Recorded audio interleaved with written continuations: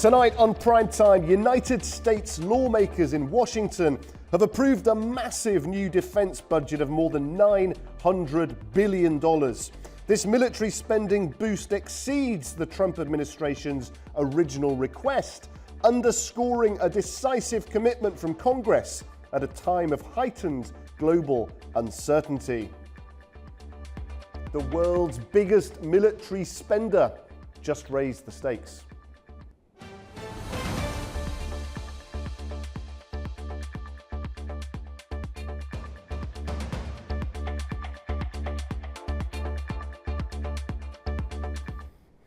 Good evening. The US House of Representatives has approved a huge defense policy bill on Wednesday, authorizing a record $901 billion in annual military spending.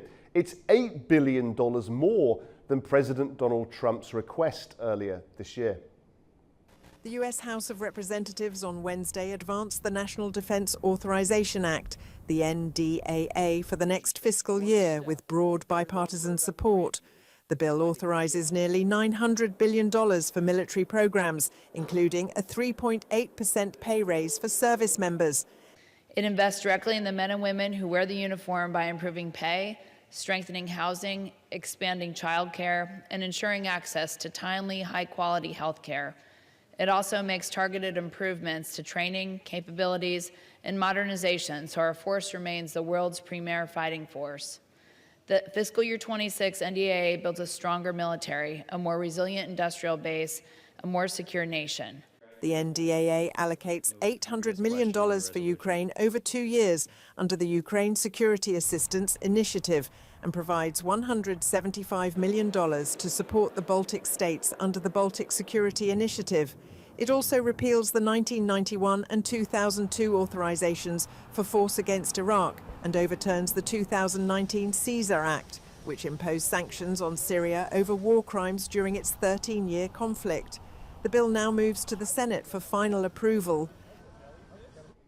Now let's cross over to Nick Harper, our correspondent in Washington, and get the latest from him. Guy, overwhelming support for this defence bill, or as it's termed, the National Defense Authorization Act. In total, 115 Democrats joined 197 Republicans, so 312 lawmakers in favour, 112 against. It'll provide more than $900 billion to the Pentagon for the coming year, and it gives US troops a 3.8% pay rise. But this follows months of negotiations, making this more of a compromise bill, with plenty of concessions made along the way to help get this over the line. There's still a lot in the bill that enforces Trump administration policy. For example, it bans all Defense Department diversity, equity and inclusion programs. But there's also pushback against the White House. President Trump wants to pull some US troops out of Europe, significantly reducing the number. But the bill says that can't happen without evidence to Congress that such drawdowns meet US national security interests and that NATO allies have been fully briefed and consulted about the plan. Then there's the boat strikes. The US has killed at least 87 people since September in its campaign against alleged drug smugglers. Now, with this bill, Congress can withhold a quarter of Defense Secretary Pete Hegseth's travel budget unless the Pentagon provides unedited videos of those strikes. And that's something that the Pentagon has so far been unwilling to do. And the bill also demands more accountability and consultation with Congress, in particular over the firing of Defense Department officials. The Senate still needs to approve all of this, which it's expected to do before the bill heads to the President's desk for him to sign. Well, joining me now to discuss this further is our US political analyst, also in Washington, D.C., Ube Sharbanda. Ube, very good to see you. Let's look into this then. What have officials set out so far about the main spending areas within this gargantuan $901 billion package? Well, as we've seen from the passage of this latest National Defense Authorization Act, the U.S. defense budget only increases every year. Just a reminder for our viewers, the way that the U.S. government works, Congress is the purse strings. It controls the budget. So what the National Defense Authorization Act, the NDAA, is essentially it is the White House setting national defense priorities, shaping American defense global posture. But at the end of the day, you need to get it funded. And that's what the NDAA is. It's essentially Congress authorizing the funding for military pay, for military housing. The American military is massive. You have American military commands in the Middle East, in Latin America, in Europe, in Africa, and of course in North America. As part of the defense priorities, also research and development for the military. These massive, big ticket military items, particularly when it comes to autonomous warfare and autonomous vehicles, that has been a key priority for the Department of War, formerly known as the Department of Defense. And Congress loves it. They love being able to go back home districts to their constituents and to tell them that, hey, we've increased military pay. We voted to increase military housing for military families that are living in American military bases in the U.S. and overseas. So, you know, the American military budget is essentially the combined budget of all major militaries, you know, when you put them all together. That's just how massive it is. And we saw that here with the passage of this NDAA, the National Defense Authorization Act. Also, since it is a congressional bill, you can put, congressmen can put in essentially any other items that are not necessarily directly connected to the American military. One big, massive item, of course, is the repeal of the Caesar Act. Those were the sanctions that were in place on Syria in 2019, and now they're being totally repealed with an amendment that was included in this NDAA, and that means essentially that Syria's economy will now be open to international markets for the first time in decades. Yeah, it's astonishing, Ube. I mean, it is by far the biggest military budget in the world, isn't it? 3 times what the Chinese spend. And far from Mr. Trump and Mr. Hegseth having to force this number through, it's actually more than President Trump originally asked for.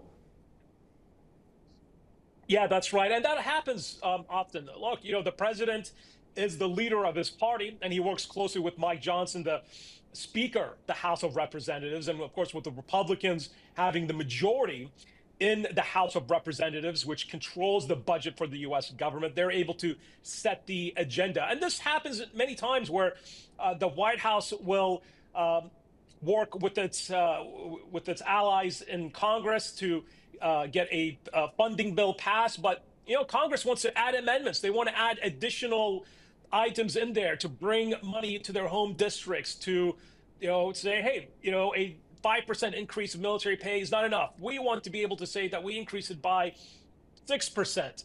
And that's where the separation of powers, really, especially when it comes to authorizing funding for the U.S. government, gives such an advantage to Congress. Now, of course, the president is the commander-in-chief that oversees all U.S. military forces.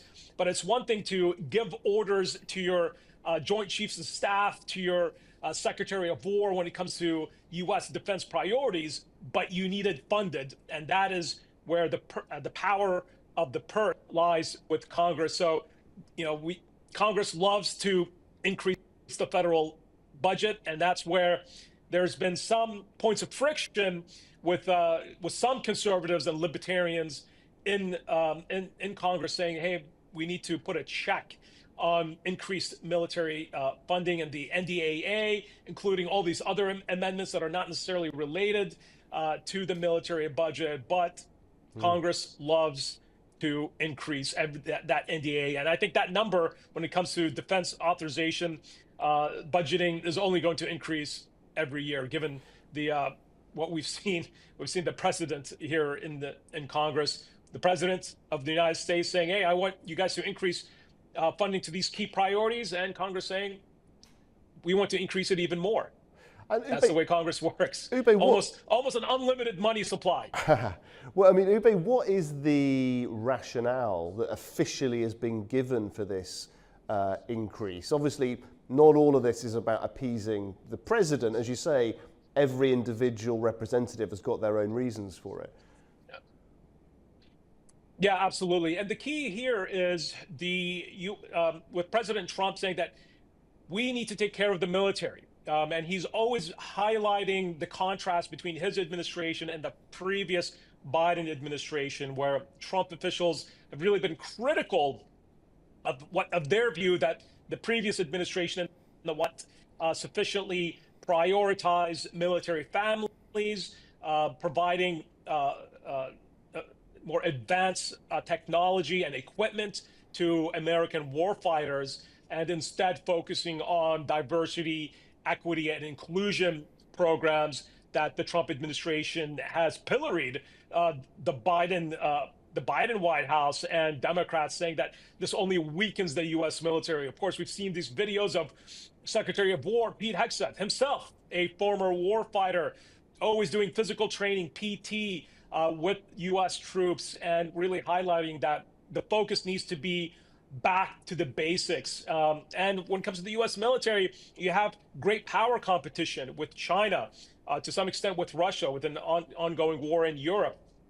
And there's real concern in the Trump White House that they may see a major conflict in the Pacific theater, perhaps in the very near future. And so that the U.S. needs to authorize these funds now in order to prepare for modernization. And the modernization process in the U.S. military can be very long. It can take decades for new equipment to be researched and developed. But this goes back to the President Trump's promise, saying that he wants to take care of warfighters, to make sure that they have all their necessary tools, and to focus U.S. defense priorities on America first. But that also means that you've got U.S. military bases, not only in the U.S., but in the Middle East and in Europe. And of course, we saw Congress pushing back a little bit against the desire by some in the Trump White House to significantly reduce the footprints of the tens of thousands of American soldiers in Europe, with many in Congress saying, hey, we need to keep them there as a deterrent. Yeah, what have we heard since the bill passed, Ube, in Washington, from the White House or from the Pentagon? Is it a sort of triumphant tone? Is it being seen as a victory for Republicans? Just give us a sense of the mood following the passing of the bill. Yeah, the White House certainly sees this as a momentous occasion because it's a massive number. It's a massive number, and it allows President Trump to claim an important legislative victory. Of course, he's been working very closely with Mike Johnson, the Speaker of the House. And you have midterm elections coming up very shortly, in a little over a year. And the White House wants key Republicans who are in districts that are facing challenges by Democratic political opponents to be able to tell their constituents that they're supporting the U.S. military and supporting programs. In many of these cases, these defense programs mean money to the home states of the congressmen that have voted for the NDAA. So don't forget that these major defense contractors, they don't have just one factory in Virginia or in Texas. They have multiple components being built spread out over many states, including key states that are what are called battleground states, where the Democrats are hoping to pick up the majority. So a lot of this is also political. You want to be able to say that you've passed a multi-billion-dollar budget that's going to bring hundreds of jobs to your home district. So as the U.S. Old saying goes, all politics is local, and certainly the White House views the passage of this NDAA as fulfilling President Trump's priorities. Now, Ube, there was considerable consensus in the House over this bill, but there were some nays being called in the House. It wasn't a complete whitewash. What have those members that do not back the bill been saying, and what is the rationale for their for their reason for voting no? Yeah, there's very similar rationales from the right and the left to those that oppose the passage of this bill. What traditionally what comes is that, hey, on the right, the critics of the bill are saying, well, look, this is only going to increase deficit spending. America already has so many, trillions in debt, and you're passing the bill to future generations. The U.S. military the funding for it needs to be cut, not increased. And there is somewhat of a convergence between the right and the left when it comes to cutting defense spending, with those critics saying that, well, if you give the Pentagon an unlimited budget every year, well, what is the top limit? Does that mean that you can't just give an unlimited budget to infinity to any U.S. department? But the Pentagon itself is a massive office building of 50,000 workers here in the Pentagon in Washington, D.C., and with military bases spread out across from the Pacific to the Atlantic in the U.S. So it's just maintaining those facilities itself is a multi-billion-dollar affair. And some of the other critics are also pointing out that that almost any congressman can include an amendment, a budgetary amendment, to benefit their home districts that is not necessarily strictly related to American defense priorities. But that's the nature of politics here in Washington, D.C. And of course, there are also many that are all concerned of where some of the U.S. defense cooperation with other countries. The U.S. provides excess military equipment to some of its allies and its partners. That has also been a major point of contention by those on the right and the left that oppose this NDAA. But given the margin in which it passed, clearly it shows that President Trump and Speaker Johnson are able to bring about the votes that they need. But I can tell you here in Washington, all eyes are looking at the midterm elections, and there is concern among some Republicans that they could lose those midterm elections and to bring the Democrats in power in the House of Representatives. So I think that featured probably in the decision-making of some congressmen in significantly increasing the budget, hoping that the money that they're able to bring home to their home districts will help them whip up the necessary votes to try to stop the Democrats from upsetting President Trump's legislative agenda. Ube, thank you very much indeed. We appreciate you joining us live from Washington. Thank you. Okay, after the break, we take a look at President Trump's new gold card scheme, offering faster US visas for the wealthy. Do stay with us.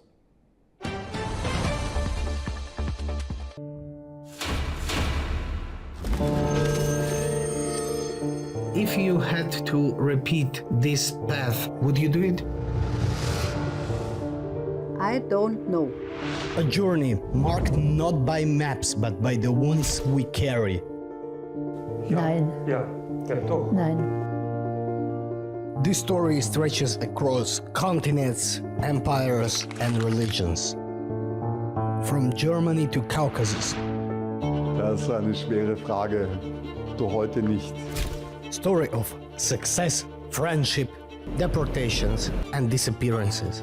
Ночью пришли, арестовали моего дядю, и больше о нем мы ничего не знаем. A community that rose and almost disappeared. Его расстреляли в 1937 году. Был расстрелян как немецкий шпион. This is a story of a migration that shouldn't have survived. Da gibt's eine schöne Geschichte.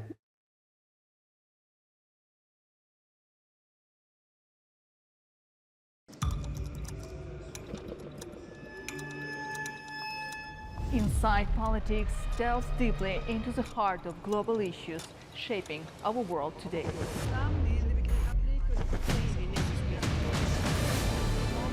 Join me for your go-to source of political analysis from across the region and beyond.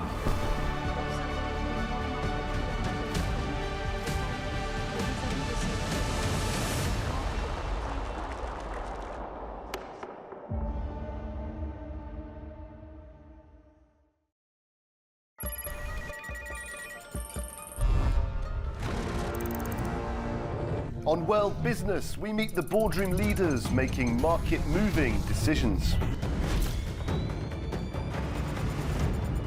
And find out how leaders are dealing with continuous technological disruption.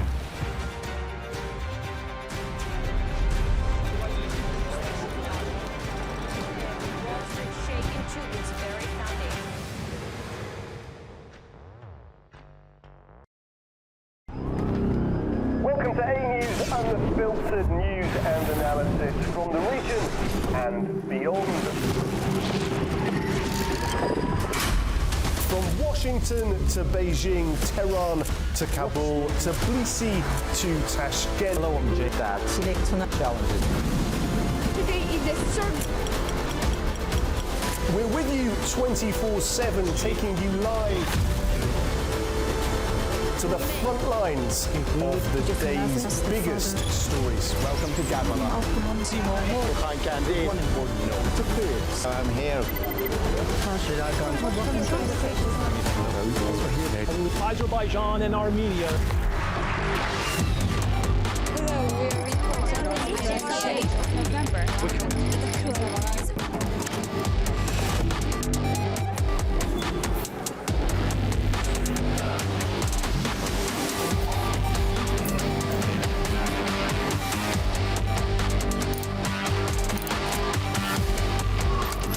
Reporting from Paris, Dar es Salaam, Tel Aviv, Washington, London, Moscow, Kyiv, Berlin, Rio de Janeiro, Beijing, Bangkok, Tbilisi, Tashkent, Almaty, Kazakhstan, Port Sudan, Tehran, Islamabad, Istanbul, Kabul for A News.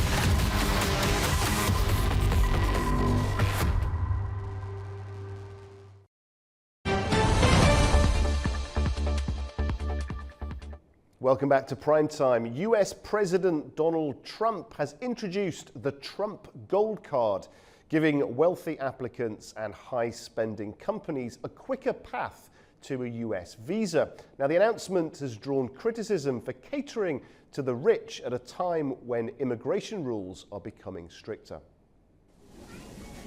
US President Donald Trump has formally launched a scheme offering fast-tracked US visas to foreigners who can pay at least $1 million, or companies willing to spend $2 million to sponsor a worker they want to bring into the country.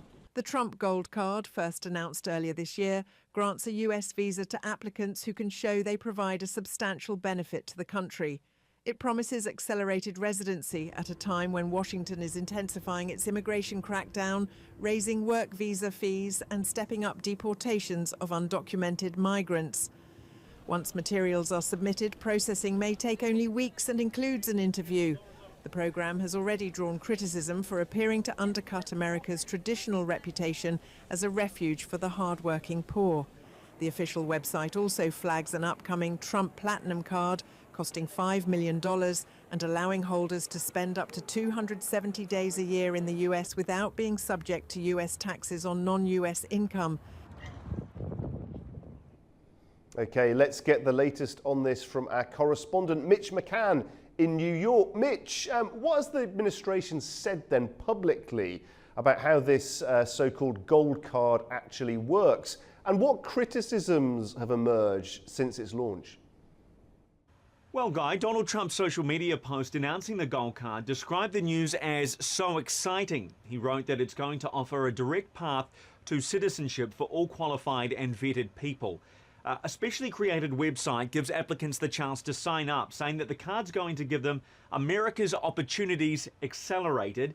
It's a fast-track system where people can pay an initial $15,000 processing fee, and after their paperwork and background checks have been approved, they will receive US residency, the administration says, in record time. Now, in return, the applicant will part with $1 million, which the website describes as a contribution.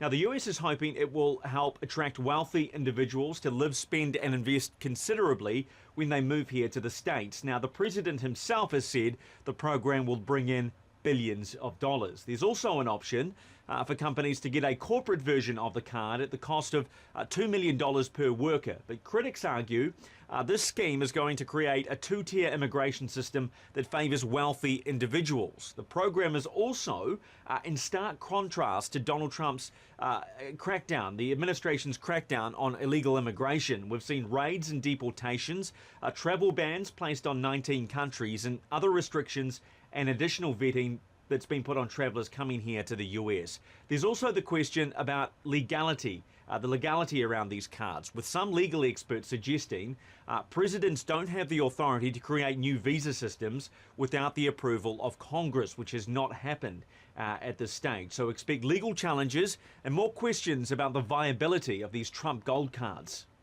Okay, joining me now is Mr. Satvir Chowdhury, an immigration lawyer who's joining us from Minneapolis, Minnesota in the USA. Mr. Chowdhury, thank you very much indeed for joining us.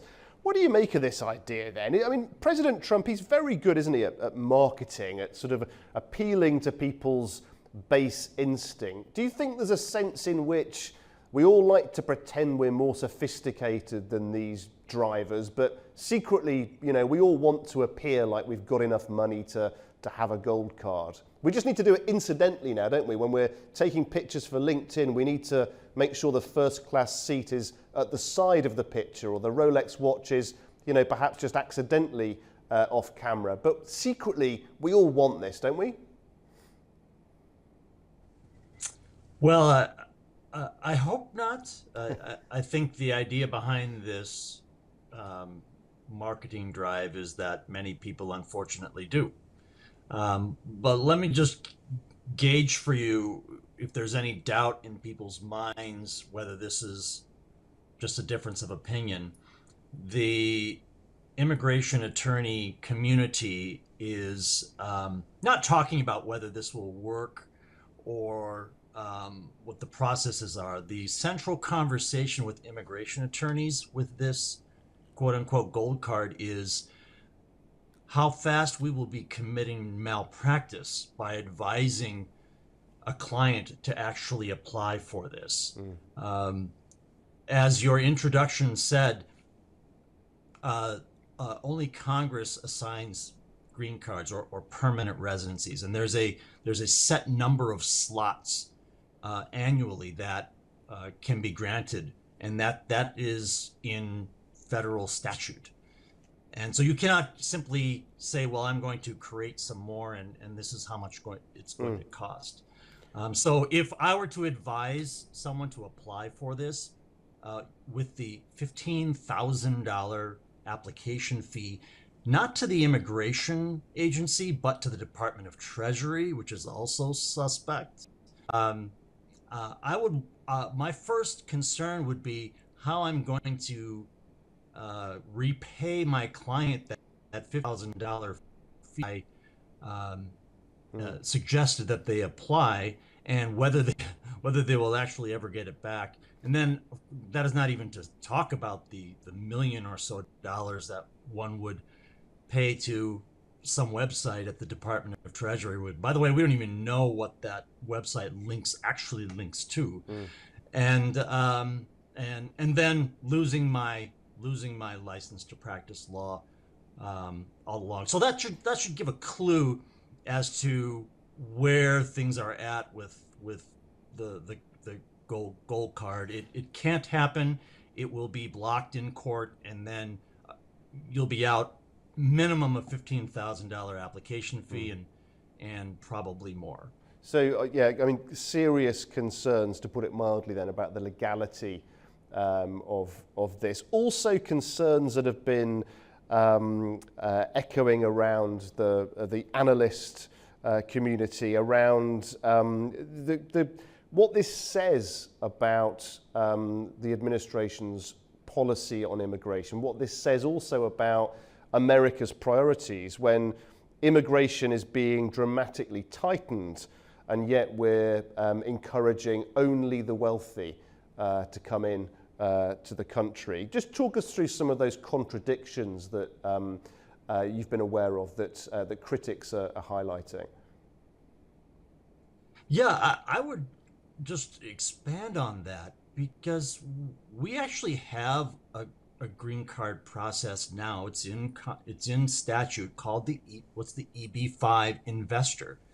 So you actually can quote unquote pay $1 million, but that $1 million has to be an investment in America, and you have to document how many jobs you've created and where that investment has gone. So really, what we have gone from is, and by the way, there was criticism of that to pay to come into the country from the people who are in power now. So at least before, there was a requirement that American jobs be created. There was an actual investment. Here, it's just a payment to a government agency. We don't even know where that money will go. It's very, and one of the other issues that's being discussed as well is this role of Congress, whether a president really does have the authority to introduce a visa route on such a huge scale without any involvement at all from Congress. What are your thoughts on that? The president can create some things on their own, mostly not, particularly with slots for permanent residency. So there's a annual cap on how many permanent residents can become quote unquote green card holders in the United States. So when I was thinking about this, that very question, I thought, okay, well, is the president creating this because it's not even going to the immigration agency? Is he creating a card that is not permanent residency? But that was quickly dispelled because the form that they are purporting to be used is it's just technical. It's the I-140. That is what is used for permanent resident, employment-based permanent residence. So the application itself that they are trying to process, that they're trying to implement, indicates that they're trying to somehow shoehorn in a permanent residency slot outside of the law. I mean, it's going to be stricken down immediately, and the biggest question will be, where did my money go? The $15,000, the $1 million, if the idea is that the president is going to see who paid this fee into the Department of Treasury and then pressure whatever immigration agency or authority to then grant a green card, perhaps that's where this kind of bizarro logic is leading, and it's simply it's only going to be addressed in the courts, and it will take court orders to stop this, and then of course that's just political play where you'll say, well, I tried and the activist courts wouldn't let me, and so that's where to the marketing of all of this, and if there's a little bit of money to be made wherever those application fees goes, well then, why not? And this is what I'm not. This is where the only logical place these actions are leading, and I can't, as an experienced immigration attorney, I don't know what other play there is here. Well, just to that point, Mr. Chowdhury, do you think there's a strategy here which is that it possibly doesn't matter whether this thing actually comes to fruition, that really the strategy really is simply just proposing it? Right. Yeah, absolutely. I mean, that's a political strategy that's often used. But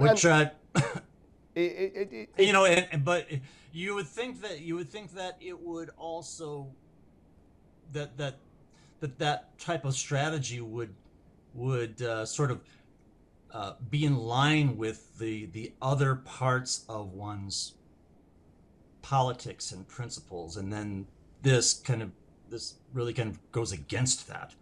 Well, I mean, it's gold. It's gold in color. Look, there's one thing that I'm not.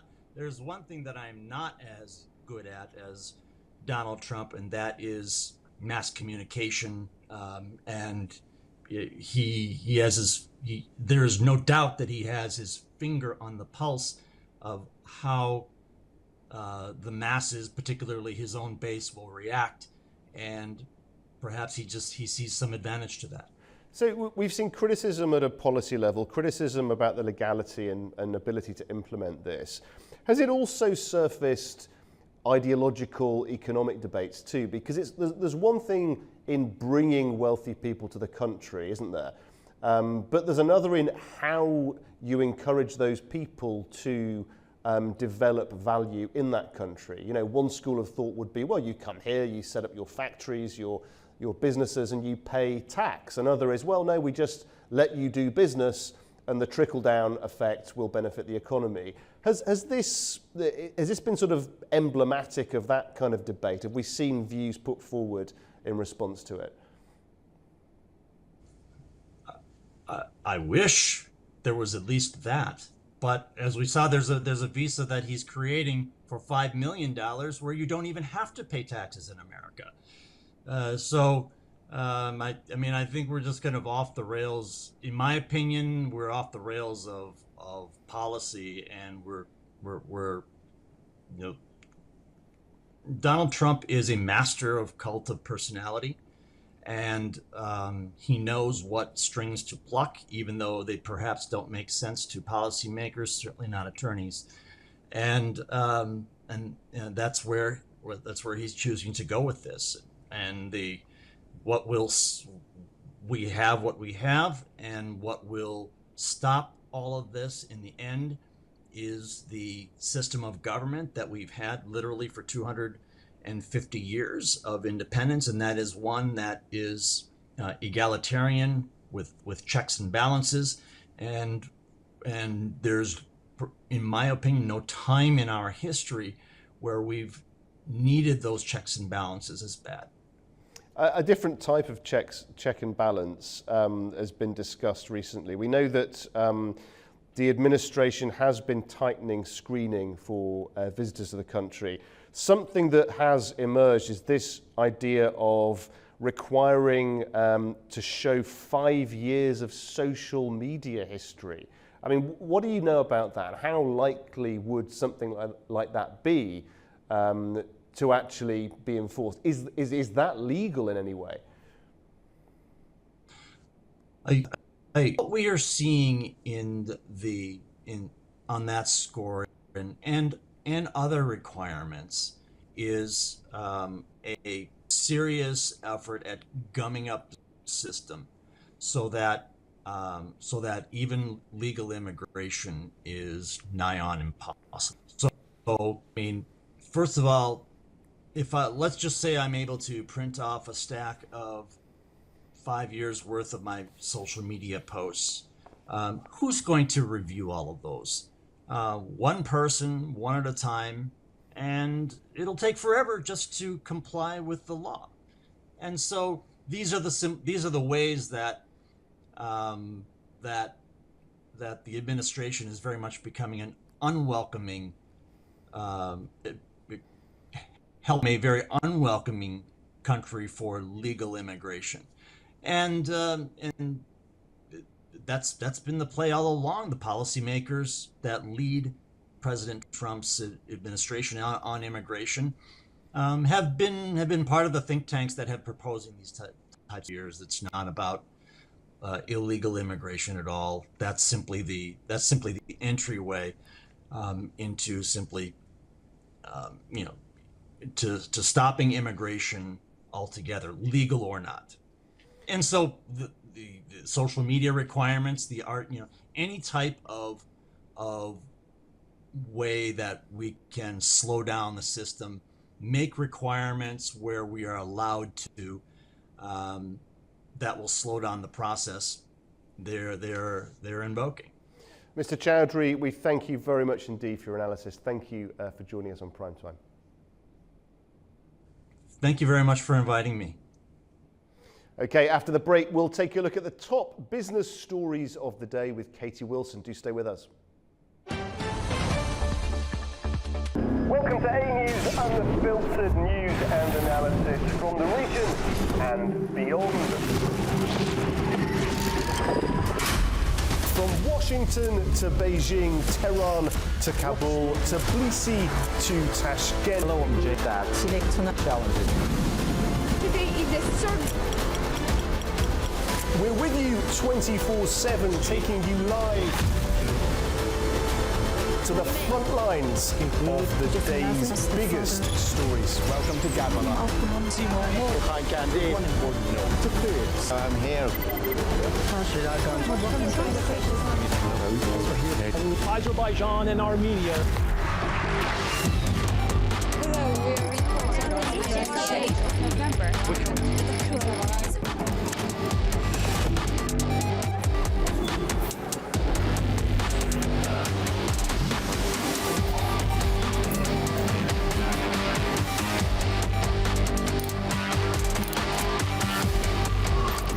Reporting from Paris, Dar es Salaam, Tel Aviv, Washington, London, Moscow, Kyiv, Berlin, Rio de Janeiro, Beijing, Bangkok, Tbilisi, Tashkent, Almaty, Kazakhstan, Port Sudan, Tehran, Islamabad, Istanbul, Kabul, for A News.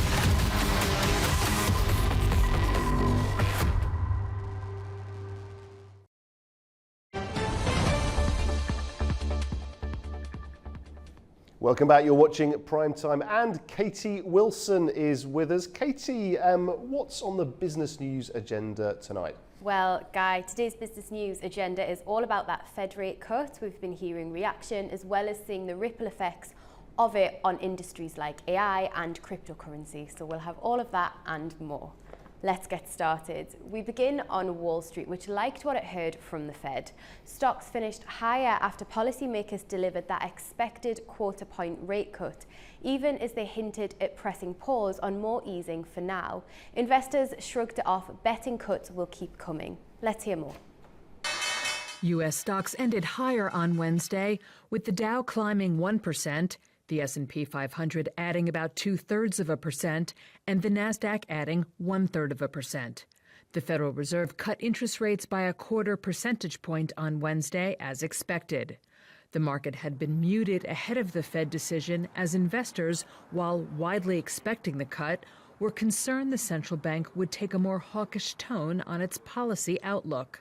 Nancy Tengler, CEO and Chief Investment Officer of Laffer Tengler Investments, said that given the impending release of key data, including next week's non-farm payrolls report for November, investors should be wary of watching every twist and turn of Wall Street's main indexes.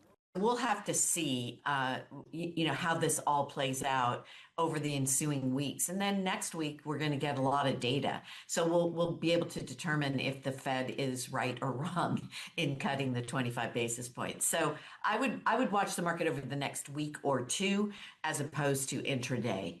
The rate-sensitive small-cap Russell 2000 index outperformed large caps with a 1.3% gain to close at a record high.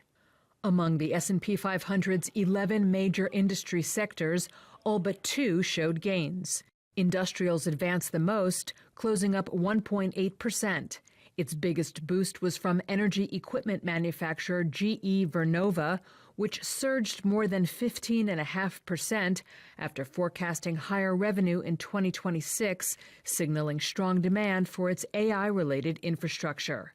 In other AI-related stock news, shares of Oracle plunged more than 10% in extended trading after the company missed a slew of Wall Street estimates for sales, operating profit, and future cloud computing contract growth, a sign that corporate spending on its cloud services may be cooling amid broader concerns of an AI bubble. And speaking of the Fed, Chair Jerome Powell is pointing to a familiar culprit behind lingering inflation. He says most of the overshoot comes from President Trump's import tariffs, calling them a one-time price shock the central bank is managing, even as it keeps rate cuts limited for now. If you get away from tariffs, inflation is in the low 2s, right? So it's really tariffs that's causing most of the inflation overshoot. And we do think of those as likely to, in the current situation, as likely to be a one-time price increase. Our job is to make sure that it is, and we will do that job. But right now, you've got this difficult balance, and there are risks to both sides. There's no risk-free path. If it was just inflation and the labor market was just really strong, and then rates would be higher, as they were for more than a year. We didn't have to worry about inflation. Sorry, about the labor market. because the labor market, unemployment was very low. If you remember when inflation was very high, there was a labor shortage. So we could focus entirely on inflation. Now it's different. We actually have risks to both. And I think we're doing the best we can for people. They also care about their jobs. They do care about affordability. And the best thing we can do there is both to support economic activity, but also, make sure that when tariff inflation goes down and disappears, inflation lands around 2%. And the ripple effects of all of this are showing up in crypto. Bitcoin dipped back below $90,000 on Thursday as investor jitters over AI profits and broader market uncertainty shook confidence across riskier assets, fueled in part by Fed rate moves and inflation worries. Bitcoin fell below $90,000 on Thursday and dragged other cryptocurrencies down with it. The fall followed fresh market worries about AI profits. Risk appetite fell after US cloud firm Oracle's profit and revenue outlook came in below forecasts the day before, and the firm said it expected higher spending. Investors took that as a sign AI infrastructure outlays aren't turning profits as fast as they hoped. Bitcoin did rise back just above the $90,000 mark by morning in Europe, but remained down around 2% on the day. The moves undid 2 days of gains and showed further weakness that began in the US trading session on Wednesday after the Federal Reserve cut interest rates. Thursday's decline came days after Standard Chartered slashed its expectations for Bitcoin. The lender had projected the crypto token to hit $200,000 by the end of this year, but has now lowered its forecast to $100,000. Well, with all these ups and downs to get our heads around, let's take a look at a roundup of this week's crypto news. From Bitcoin dipping below $90,000 to 21 Capital's rocky debut, and even Bank of America letting advisors guide clients into crypto investments, there's plenty happening in the cryptosphere. From Tether-backed 21 Capital sliding on its debut to Bank of America expanding crypto access, this is Crypto Weekly. Shares of crypto treasury firm 21 Capital plunged on their first day of trading. It followed the completion of the company's merger with a blank check firm. It also comes as crypto-related stocks face mounting pressure. 21 is majority owned by stablecoin giant Tether and crypto exchange Bitfinex. Japanese investor SoftBank also holds a minority stake. Banks will be allowed to act as intermediaries on crypto transactions. That was according to a national US bank regulator. It's the latest step by the Trump administration to close the gap between the traditional financial sector and crypto activities. The Office of the Comptroller of the Currency issued new guidance saying banks can engage in what are known as riskless principal transactions that involve crypto assets and wouldn't receive scrutiny from the regulator. Cryptocurrencies tumbled on Thursday and Bitcoin fell back below the $90,000 threshold in a renewed signal of market jitters.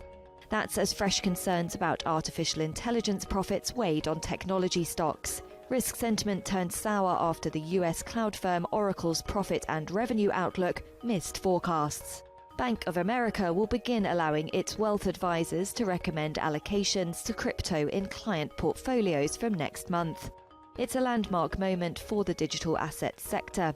Starting January the 5th, advisors of Bank of America Private Bank, Merrill and Merrill Edge will be able to suggest several crypto exchange-traded products without any asset threshold.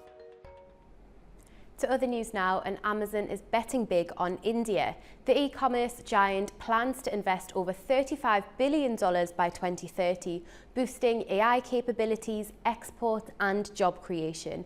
It's the latest move by global tech firms racing to expand in Asia's fast-growing digital economy, where cloud, AI and deep tech opportunities are booming.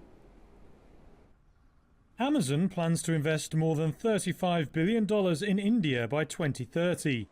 The US tech giant said Wednesday it wants to expand its operations in the country by boosting AI capabilities and exports. It makes Amazon the latest global tech firm to push further into Asia's third largest economy. Major US tech firms have poured billions of dollars into India this year. It shows the country's emergence as a key centre for cloud, AI and deep tech growth. Microsoft pledged to invest $17.5 billion in India for AI and cloud infrastructure by 2030 on Tuesday, while Google has committed $15 billion over the next 5 years to build AI data centers. Amazon sees India as an important market due to its fast-growing internet user base. The e-commerce giant has invested $40 billion in India over the last 15 years and announced a $26 billion spending plan 2 years ago. Amazon said it plans to create 1 million more job opportunities in the country by 2030. And finally, China and the EU are back at the table over electric cars. And Beijing says talks on a minimum price plan for Chinese-made EVs are rolling into next week. It's a fresh attempt to ease tensions after those hefty EU tariffs, and China's urging Brussels to negotiate with them, not with individual car makers. China has restarted talks with the EU over electric vehicles. Beijing said Thursday negotiations over a minimum price plan for China-made EVs are back on and will continue into next week.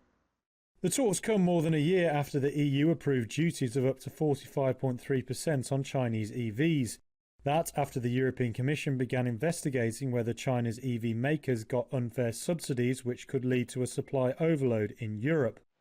China argues its manufacturers are just more competitive than their European rivals. Beijing has also urged Brussels to accept a minimum price plan in place of tariffs. Analysts say the EU is a vital market for Chinese automakers, particularly as they face shrinking margins at home due to price wars and deflation. China's Commerce Ministry spokesperson He Yadong said China welcomed the EU's renewed commitment to restarting price negotiations. However, the Commission has previously said it believes a single minimum price wouldn't be enough to counter injury caused by subsidies. Well, there you have it. That's your business news roundup for the day. Back to you, Guy. Are you tempted to buy an EV? I have had Chinese EVs in the past. Always found them very good, and I think it's becoming so normal now, isn't it? Not just to see EVs on the road, but to see Chinese EVs. They seem to be everywhere. So clearly, having a very successful time of it. Yeah. Thank you very much. Thank you. Okay, after the break, we'll take a look at Israel's push towards the next phase of the Gaza plan as unresolved issues on disarmament and international oversight remain. We'll be right back.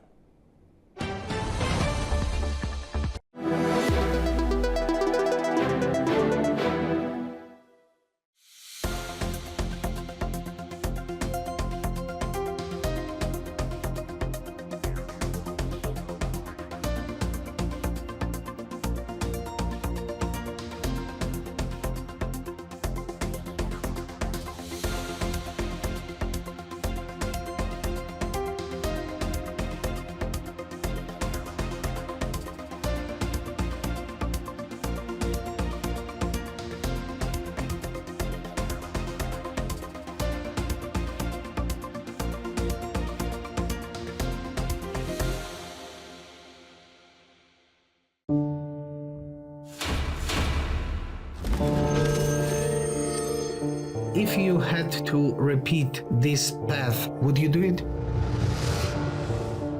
I don't know.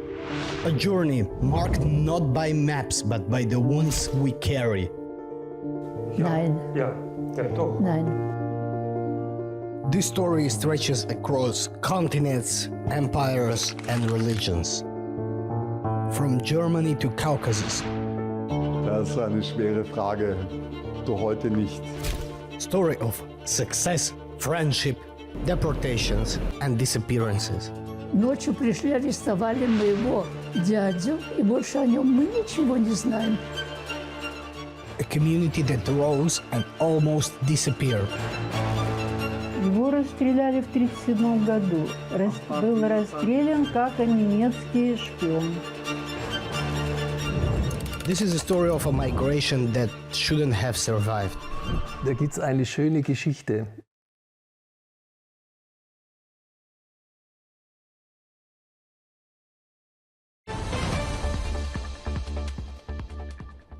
Welcome back. You're watching PrimeTime. Israel's Prime Minister Benjamin Netanyahu says the process is nearing the second stage of the US brokered plan to end the conflict in Gaza, but several elements remain unsettled, from disarmament, commitments to international oversight arrangements, and many other factors. Let's just take a look now.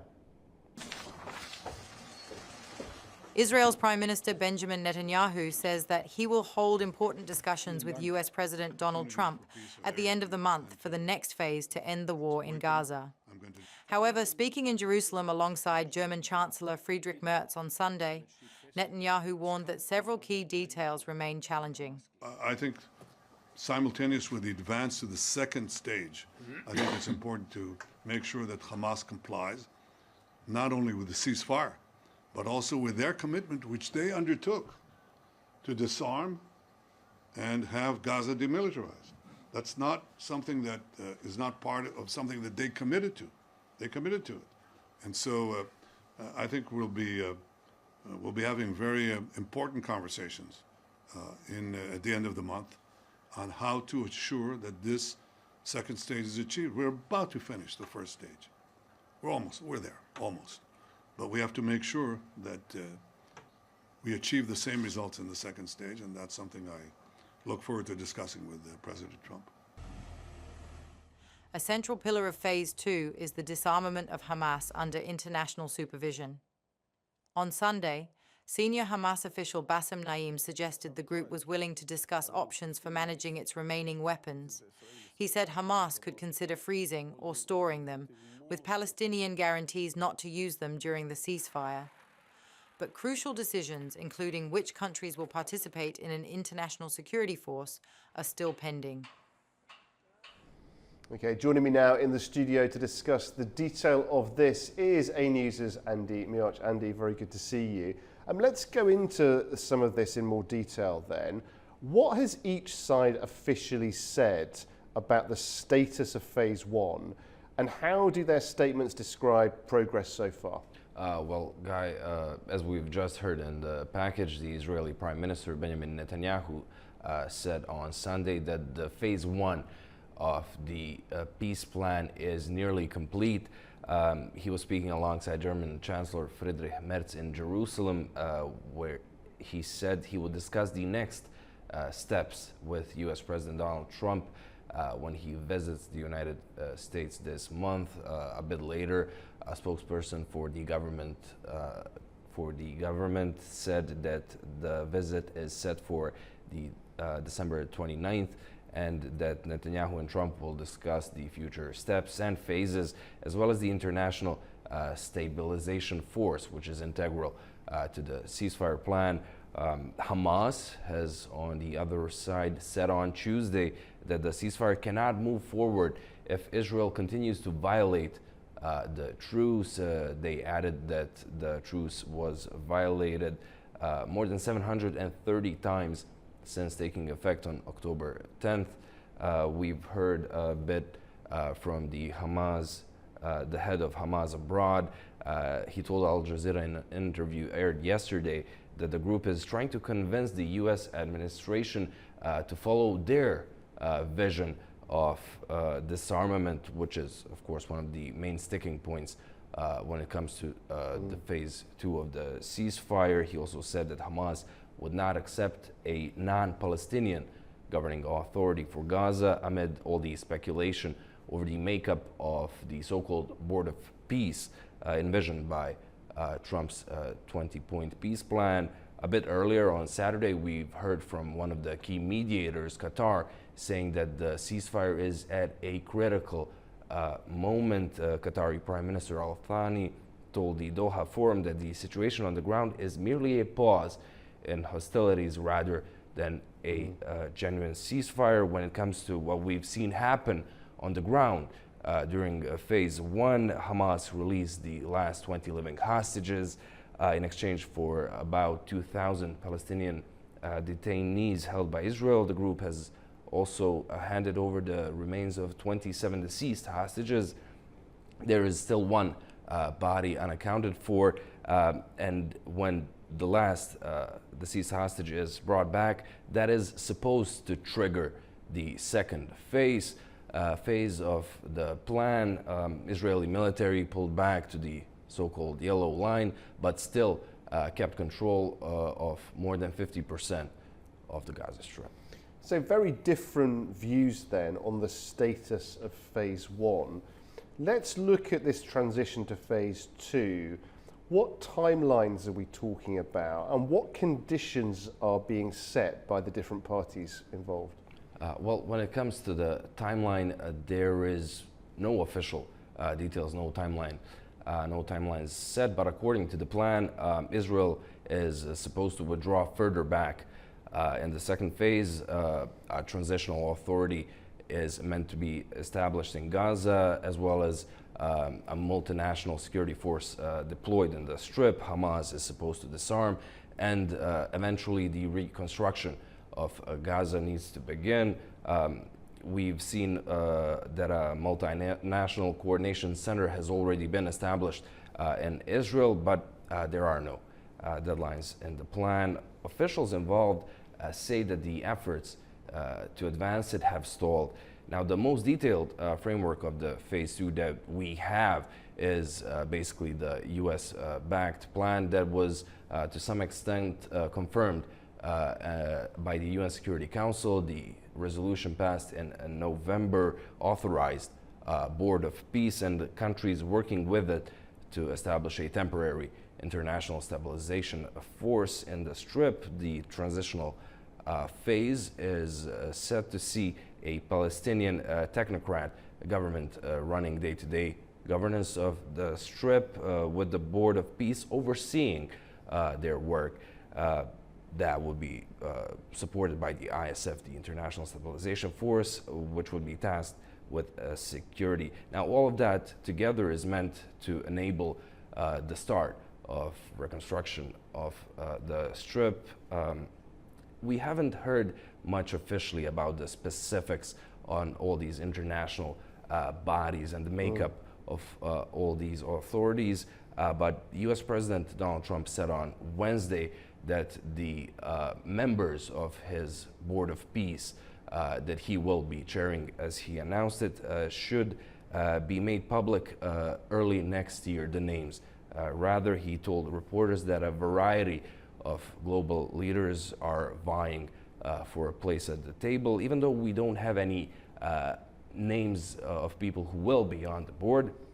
The former UK Prime Minister, Tony Blair, who was the only publicly identified person for a potential role on the board, he was reportedly dropped from consideration. Financial Times reported on Monday that Blair is out of the running for the board after objections from some Arab and Muslim majority countries because of his role during the American-led invasion of Iraq and his subsequent role in the region.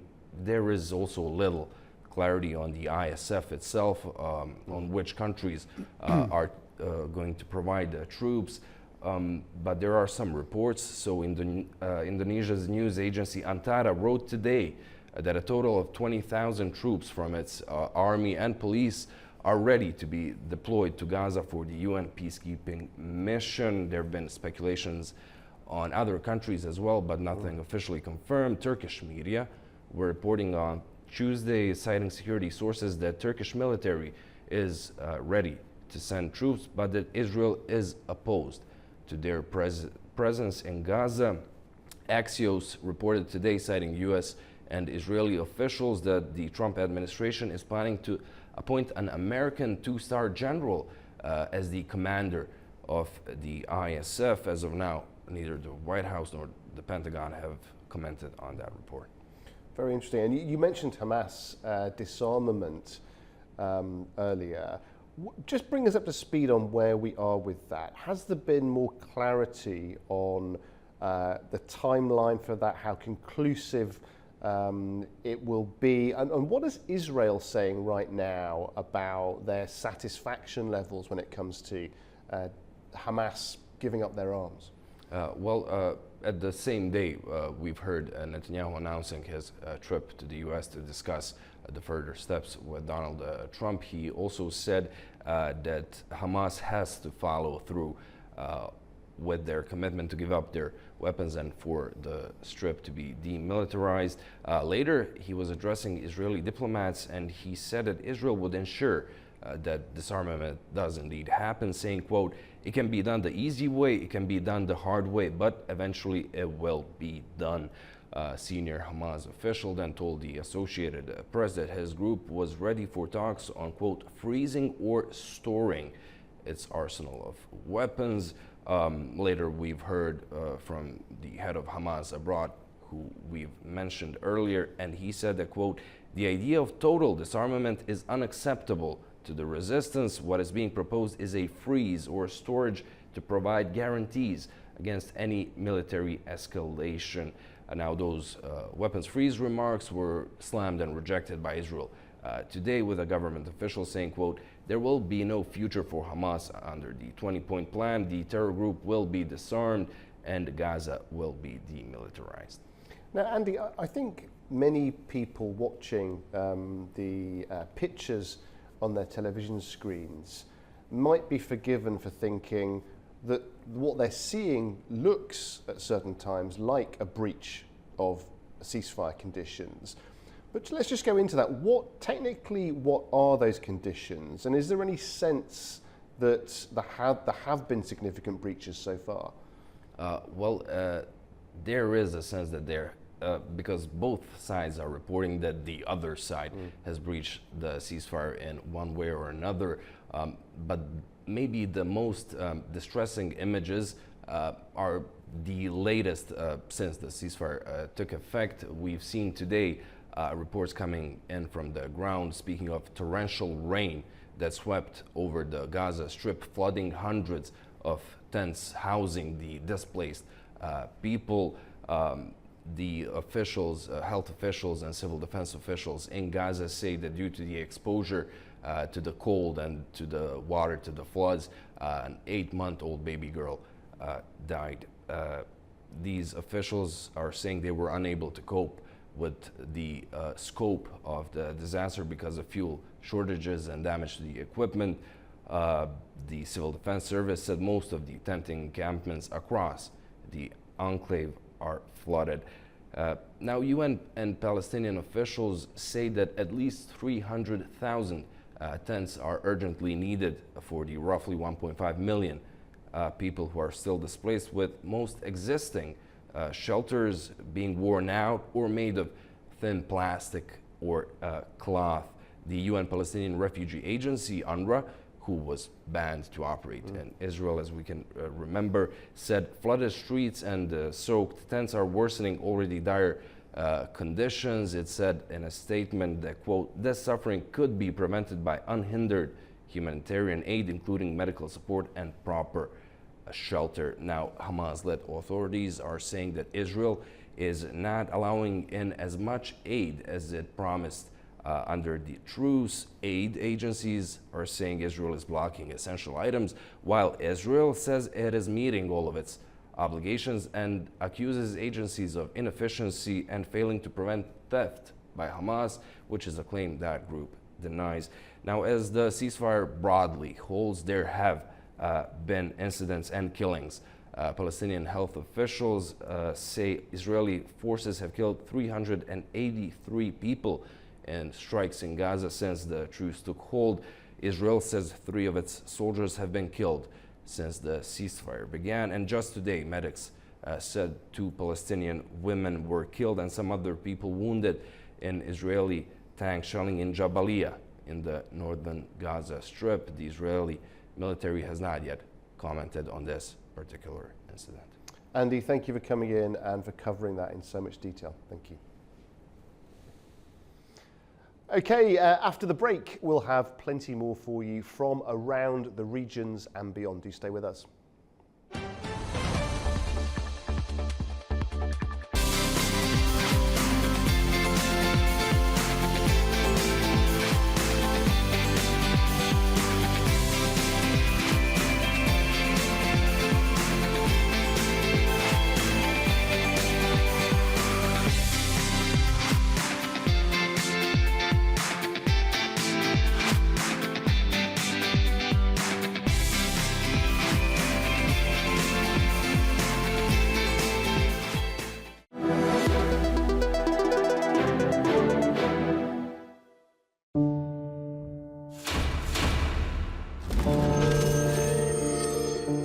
If you had to repeat this path, would you do it? I don't know. A journey marked not by maps, but by the ones we carry. Nein. Nein. This story stretches across continents, empires, and religions. From Germany to Caucasus. Das ist eine schwere Frage. Du heute nicht. Story of success, friendship, deportations, and disappearances. Ночью пришли, арестовали моего дядю, и больше о нем мы ничего не знаем. A community that rose and almost disappeared. Его расстреляли в 1937 году. Был расстрелян как немецкий шпион. This is a story of a migration that shouldn't have survived. Da gibt's eine schöne Geschichte.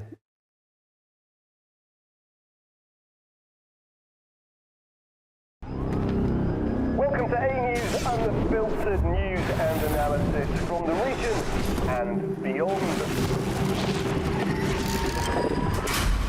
From Washington to Beijing, Tehran to Kabul, to Tbilisi to Tashkent. Hello, I'm Jake. Challenges.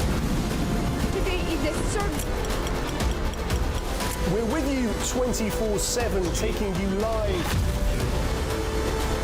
to the front lines of the day's biggest stories. Welcome to Gabala. I'm here. Azerbaijan and Armenia.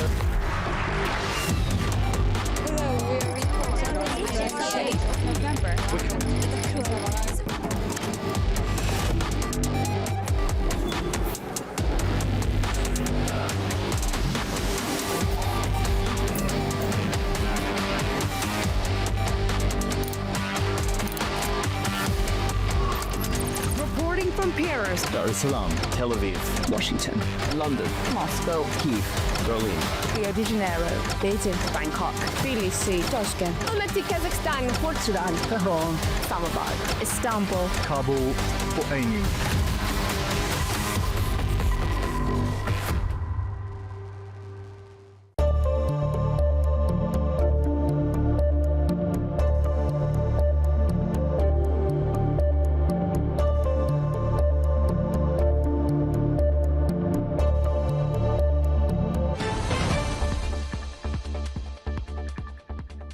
Welcome back. You're watching Primetime Now. Let's turn to our correspondents all around the world for the latest from their regions. And we start in the UK, and its asylum system is under scrutiny after a watchdog found system inefficiencies and wasted funds.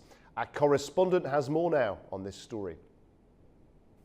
The United Kingdom's asylum system is still facing major delays and wasted public money. That's according to a new report from the National Audit Office. It says that government has repeatedly brought in short-term policies that simply move problems to other parts of the system. The NEO looked at 5,000 asylum claims made in January 2023. Nearly 3 years later, around a third of those people have been given protection, and fewer than 1 in 10 have been removed from the country. But more than half still don't have a final decision. The Home Office says the findings support the need for big changes to the system. Refugee groups say the situation is shocking and warn many people are being left waiting for months or even years. The report also says faster processing has sometimes led to poor decisions and pushed delays into the appeals stage. Most unresolved cases are stuck in what the NEO calls limbo, and because there isn't enough accommodation, many people are still living in hotels, costing £2.7 billion this year. On a different note, Australia has become the first country to ban under-16s from signing up to major social media platforms. The new law came into force on Wednesday, and Australia says it hopes the move will trigger similar action elsewhere. But in the UK, ministers say there are no current plans to introduce a ban. Downing Street says children need protection, but also access to the digital world. The government says new rules under the Online Safety Act are already being put in place, and there is little pressure from opposition parties to copy Australia. Reform UK says bans are ineffective. Some MPs and England's Children's Commissioner support the idea, but even long-time big tech critics are cautious. The NSPCC says young people shouldn't be punished for failures by tech companies, and platforms must make sure children can use social media safely. Zeynep Fererzadeh, E-News, Manchester. Okay, let's go further into Europe now, where Hungary is escalating its fight with Brussels over the European Union's new migration pact. Prime Minister Viktor Orban calls the plan absurd and unjust, and his government says it will not carry out any part of it. In today's government information briefing, Minister Gergely Julias rejected the EU's new immigration pact. He said the plan forces Hungary to accept mandatory migrant quotas or pay for refusing them. His message was direct. Hungary will not take in a single migrant, even during a crisis. Now, this is something that the government has been repeating quite often here in Hungary. The pact was approved by the EU and is set to reshape how the bloc handles asylum and burden sharing. Starting in 2026, countries must either take in relocated asylum seekers or provide support or pay into a solidarity fund, totally hundreds of millions of euros. Now, Hungary currently is paying about 1 million euros a day because it has refused to cooperate with the European Union. Now,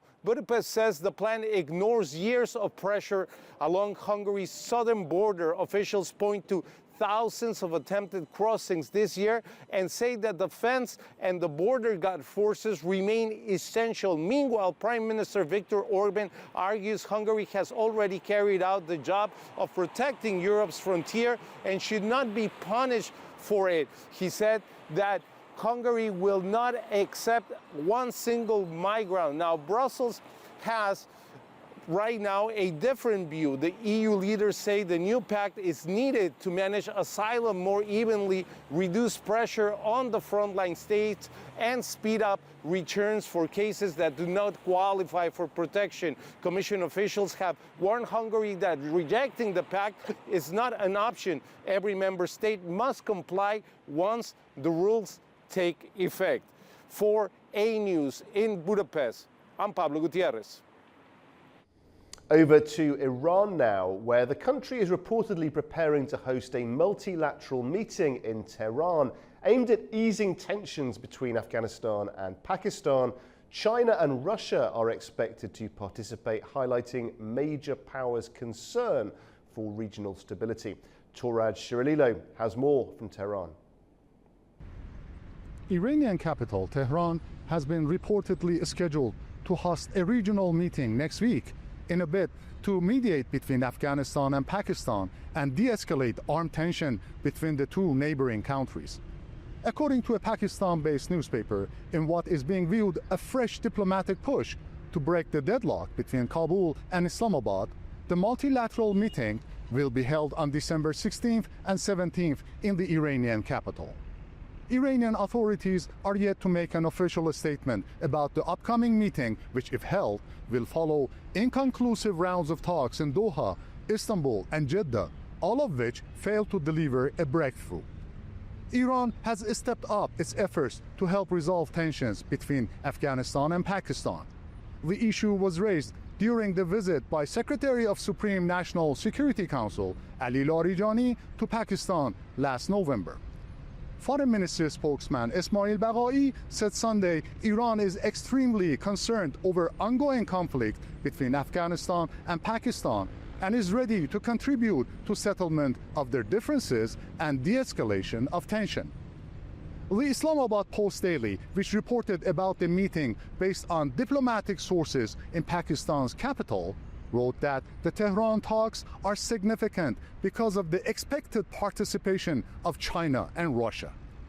Beijing and Moscow's likely support of the talks in Tehran is interpreted as a sign that major powers see the escalating Pakistan-Afghanistan tension as a threat to regional stability. Turaj Shiralilu, Tehran, A News. In neighbouring Afghanistan, UNICEF is warning that people are now facing one of the world's most urgent humanitarian crises as millions return to the country from abroad. The agency says more than 2.6 million Afghans have come back from Iran and Pakistan since the start of the year, adding enormous pressure to already strained housing, food supplies, healthcare and schools. Our correspondent Tamim Bahis has more now from Kabul. A senior UNICEF official has just returned from a visit to the country and says the scale of returns is unprecedented, with tens of thousands of people crossing the border every day. At Islam Kala border crossing in western Afghanistan, families continue to stream in. UNICEF says the flow of people peaked in early July, when more than 50,000 people arrived in a single day. Many hope to rebuild their lives at home, but face uncertainty over shelter, jobs, and their children's education. Reception centers have been set up to provide initial support, run jointly by local authorities, UN agencies, and aid groups. But the surge in numbers is stretching the system. Inside the country, long-standing concerns about education remain. Teenage girls are still barred from attending school beyond grade 6. UNICEF says this is preventing an entire generation of girls and young women from progressing to higher education and future employment. Health services are also under strain. UNICEF says the loss of trained female professionals is already affecting women's access to care. The agency has documented thousands of unaccompanied or separated children arriving at the borders. It has helped reunite more than 6,000 of them with relatives, but warns that far more support is needed to protect vulnerable families on the move. UNICEF is urging Iran, Pakistan, and Afghanistan to better coordinate returns, phasing the process so people can travel safely and reintegrate into already struggling communities. It is calling on international donors to provide more funding to keep essential services running and support the millions of returnees, especially children trying to rebuild their lives. Tamim Bahis in Kabul, A News. To Kazakhstan now, with the news that the Asian Development Bank has updated its economic outlook for Central Asia, the Caucasus and China, revising several key forecasts for 2025. Fariza Kalamazina has more on the main factors behind the changes and the risks that could influence growth in the region. The Asian Development Bank has updated its outlook for the economies of Central Asia and the Caucasus. In 2025, the two regions is now expected to grow by 5.8%, slightly higher than the earlier forecast of 5.5%. GDP across Central Asian countries is projected to expand by around 5%, supported by large-scale public investments, rising remittances and steady domestic demand. One factor supporting the improved outlook for Central Asia is the launch of the Future Growth Expansion Project in Kazakhstan's oil industry. According to the ADB, the project is boosting investment activity and strengthening economic performance across the region. In a broader context, Central Asia shows greater resilience compared to the Asia-Pacific region, where forecasts have been downgraded. Analysts link the slowdown there to the potential tightening of trade barriers, growing geopolitical pressure, and disruptions in global supply chains. Additional challenges include instability in energy markets and the ongoing downturn in China's real estate sector. The bank also revised its projection for China, estimating growth at 4.8% this year. At the same time, it notes that future dynamics will depend heavily on external conditions, including trade tensions, geopolitical risks, financial market volatility, and the situation in China's property sector. Fariza Kalimurzina, Almaty, A News. Meanwhile, China says it's boosting its ties with Latin America and the Caribbean, promising development support with no political strings attached. Manor Makdoum has more from Beijing. China has issued a new policy paper pledging no strings attached support to Latin America and the Caribbean, showing a major upgrade in its engagement with the region. Beijing says its cooperation will come without political conditions, framing its approach as respectful to national sovereignty and focused on development needs rather than governance requirements.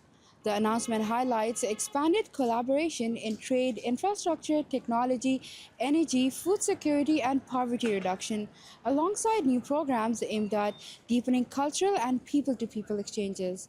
Chinese officials present this model as part of South-South cooperation, contrasting it with Western development assistance that often requires policy reforms.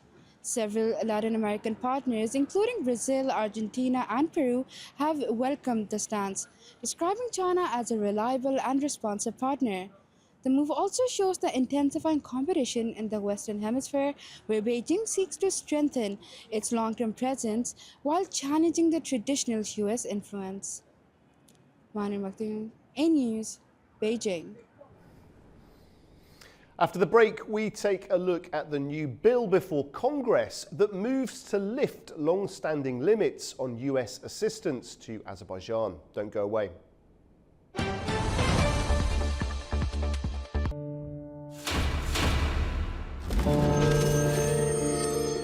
If you had to repeat this path, would you do it? I don't know. A journey marked not by maps, but by the ones we carry. Nein. Nein. This story stretches across continents, empires, and religions. From Germany to Caucasus. Das ist eine schwere Frage. Du heute nicht. Story of success, friendship, deportations, and disappearances. Ночью пришли, арестовали моего дядю, и больше о нем мы ничего не знаем. A community that rose and almost disappeared. Его расстреляли в 1937 году. Был расстрелян как немецкий шпион.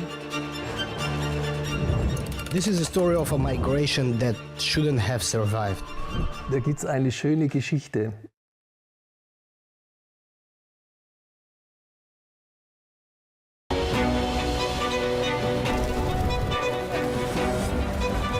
It's often said the world never sleeps, but who's ready to wake you up with all you need to know about what is happening across the globe and in the region?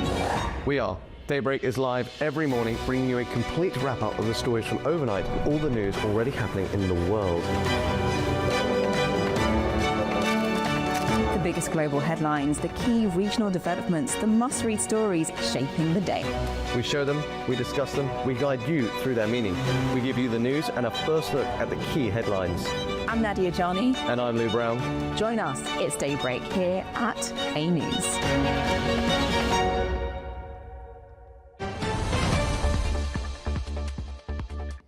Welcome back to Prime Time. Now, the US Congress has received a new bill proposing to remove restrictions on American assistance to Azerbaijan.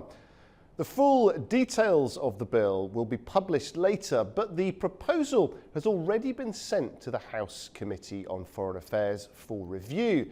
Now, this comes months after President Donald Trump temporarily paused Section 907, which restricts US aid to Azerbaijan.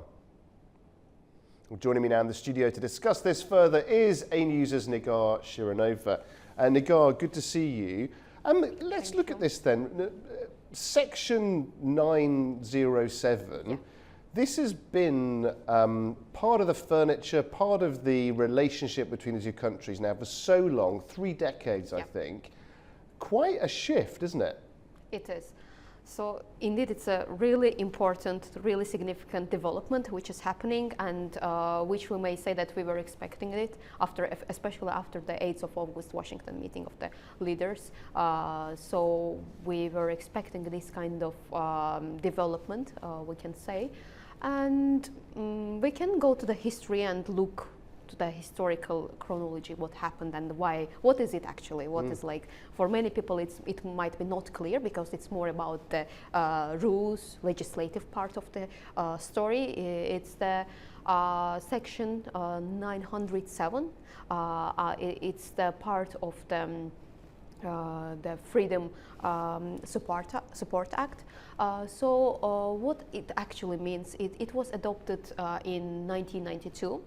And the lift of this restriction, the lift of the restriction of the US government to aid Azerbaijan directly, it is actually in just a couple of days ago, it was proposed in the US Congress by the Congresswoman.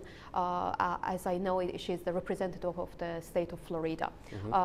So she proposed this bill to lift the restriction of the direct US government aid to Azerbaijan.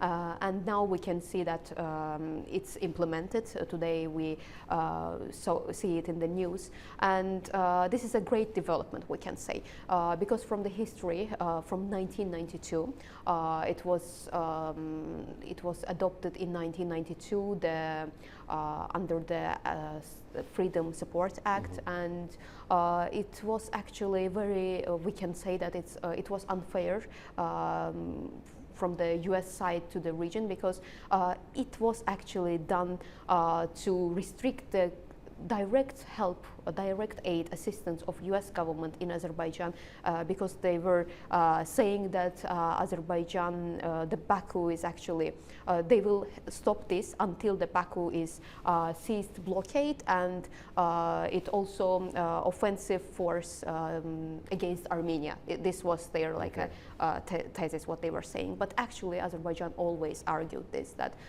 this is the misguiding understanding, misleading, and completely unfair. So this actually was like completely inaccurate understanding of what's happening here in the region, here in South Caucasus between Azerbaijan and Armenia, the Azerbaijan-Armenia conflict. And also we can say that it was because Azerbaijan was always the side from the history from 1990s, the side which was the territories were under occupation, and 20% of Azerbaijani lands were under occupation, and 1 million of Azerbaijani people, citizens, they were displaced. And we can also note that here that Armenia was always having the US aid and US support fully, but while Azerbaijan was having some restrictions on the US support. So it definitely shows the inaccurate understanding what's happening here in the region, and we can say that it was an unfair towards Azerbaijan. And we know, Nigar, that Washington did issue some waivers, but nevertheless, this policy remained in place for a huge amount of time, 3 decades. Why has it taken until now, do you think, for the change to happen? Yeah, so actually it's 33 years. But from 2002, the several presidents of United States of America, they were adopting some kind of waivers to make more slight restrictions, to make more cooperation, limited cooperation between the countries in diplomacy and in other various sectors. But we can say that despite these waivers, it was done because of some limited cooperation. But now, after 33 years, this is a really we can say that it's a significant shift towards the real fair diplomacy and balance in the region. After we can say that the 8th of August Washington Declaration, it's a huge step. So it shows now that United States of America now has more balanced approach towards the region. Now we also achieved, so Azerbaijan liberated its territories, especially after 2020, we can say 2020, 2023.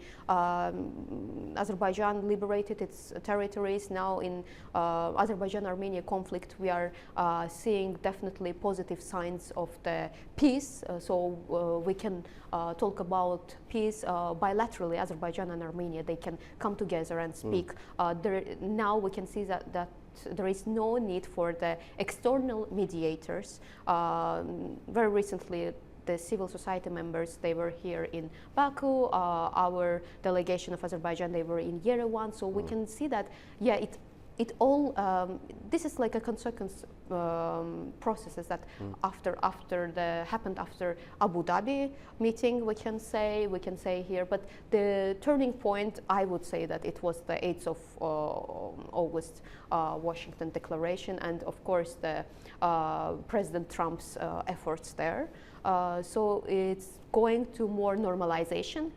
So it's we can definitely see the U.S.-Azerbaijan normalization process. So cooperation, we can expect more cooperation in different sectors. We can include their defense, energy, technology as AI and technology is improved. Well, let's just go into that in a bit more detail, because obviously hugely symbolic, and everybody saw the pictures at the August meeting in the White House. You know, we've now had a wide range of different areas where the two countries are going to cooperate, not least the TRIP, as it's being called in the US corridor. But specifically looking at Section 907, now that has been lifted, what will, practically speaking, this do? What opportunities will it now open up? So that's a really good question. And now we can see the positive signs of it. Now we can see that actually this law, because it was always like an obstacle in the legislative part, because when some US companies or it doesn't matter, public-private companies, they want to make a cooperation or some political diplomatic talks, the Section 907 was always there as a obstacle, as a barrier, political barrier. So because it was a law, and when they were doing some cooperation with Azerbaijan, they were double checking the legal sides of it. So but now this is done and gone. We can say that now there are more potentiality. We can see more potential cooperation areas. We can say here about the defense cooperation, maybe some joint military trainings, some technology investments in the region, because now there is a reconstruction going in the liberated territories, more chances of having the new infrastructure, investment in the region. So there is definitely, there are many ways of investment, some cooperation on the energy, because Azerbaijan's geopolitical position is very important. It's between the east and west. The middle corridor is going through here, and for the United States, it's actually a great opportunity, because it's an alternative to Russia and Iran, and geopolitically it's very important through the middle corridor. It also merges, like it's a link between Central Asia, South Caucasus, we can say Turkey here, and Europe.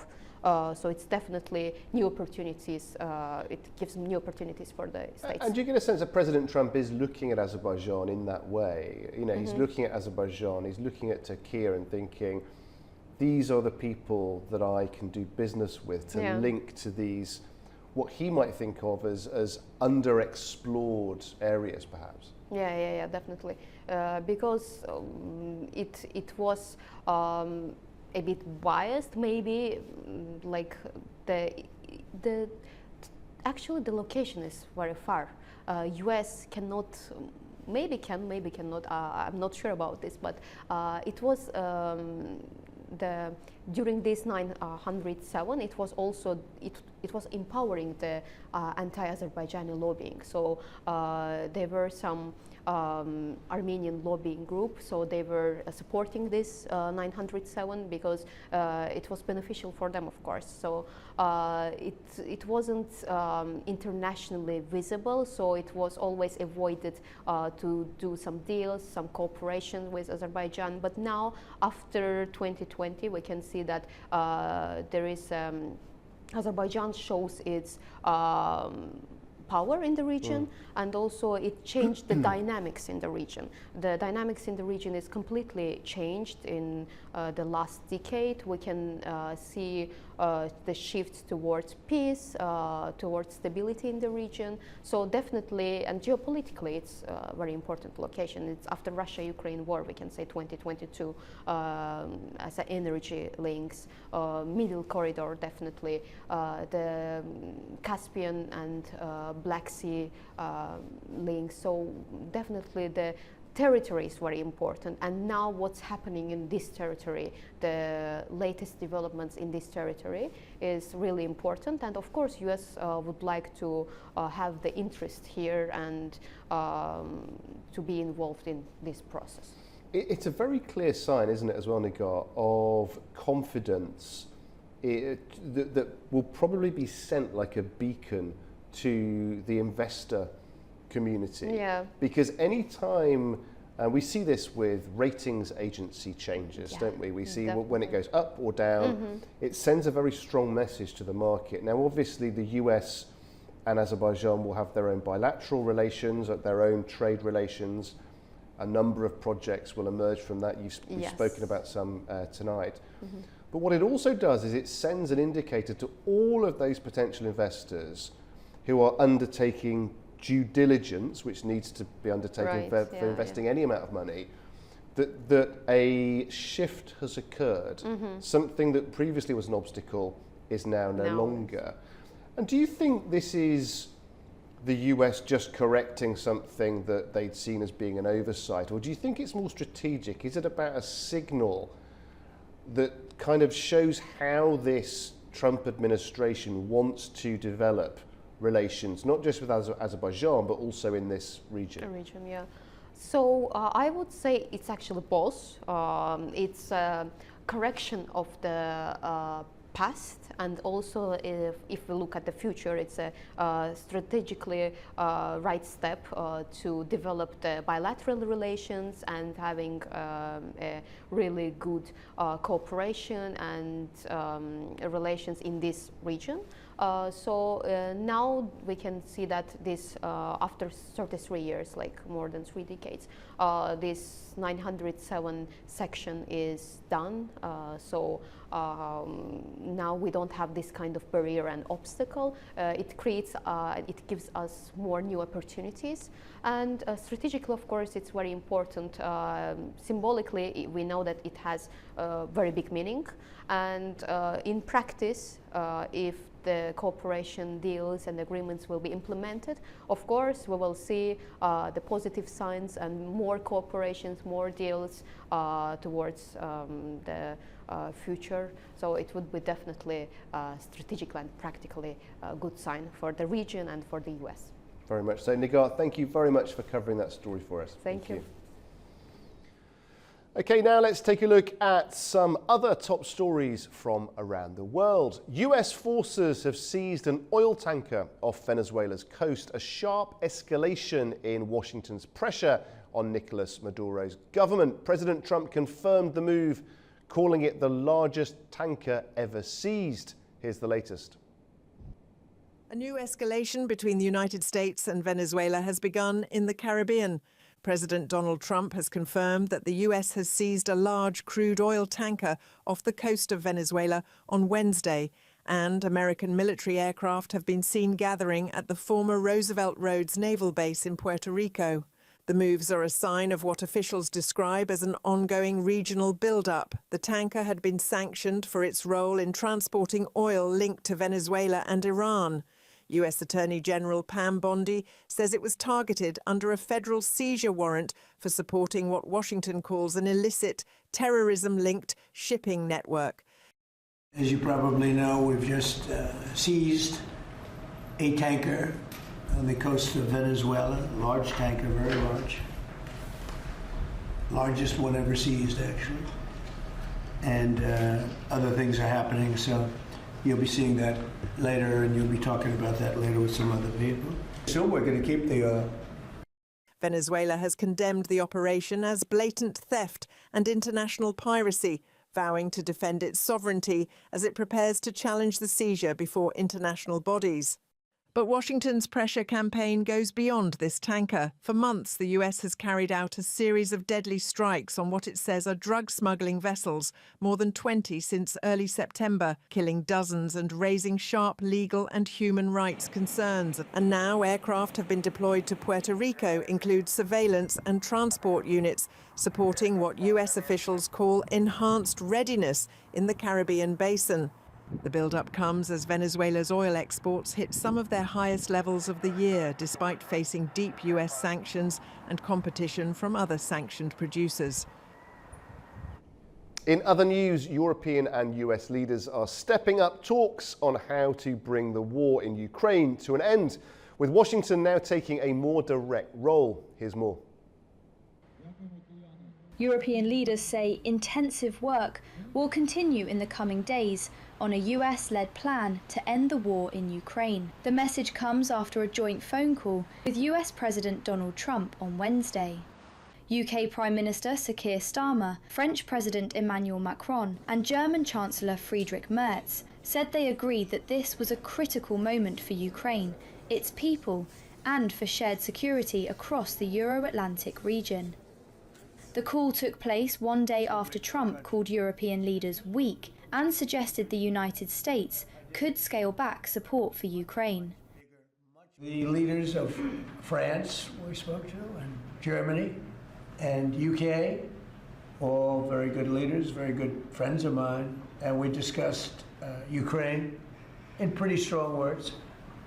And we'll see what happens. I mean, we're waiting to hear answers before we progress. You know, we're not spending any money in Ukraine. We're selling basically missiles and everything else to NATO, and NATO is paying us, and then they distribute it to who they want. I guess they're mostly distributing to Ukraine, but we're not spending money. But you know what we are? We're spending a lot of time and a lot of effort.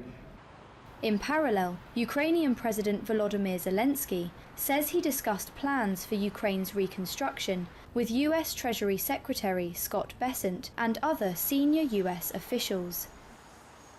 The 20 points to end the war is a fundamental document. We are working actively on it. The key steps must be workable. From this document, we are developing at least 2 more documents. The first is a security document on security guarantees for Ukraine with the United States. And the second is an economic document on reconstruction and joint investments. Today we worked specifically on the economic document. In a wide-ranging Politico interview published on Tuesday, Trump claimed Ukraine was using war to avoid holding elections. Zelensky responded by saying that he was ready for them. Well, that brings us to the end of Prime Time. Please do join us tomorrow evening for plenty more news and analysis. And from all of us here at A News, thanks for watching.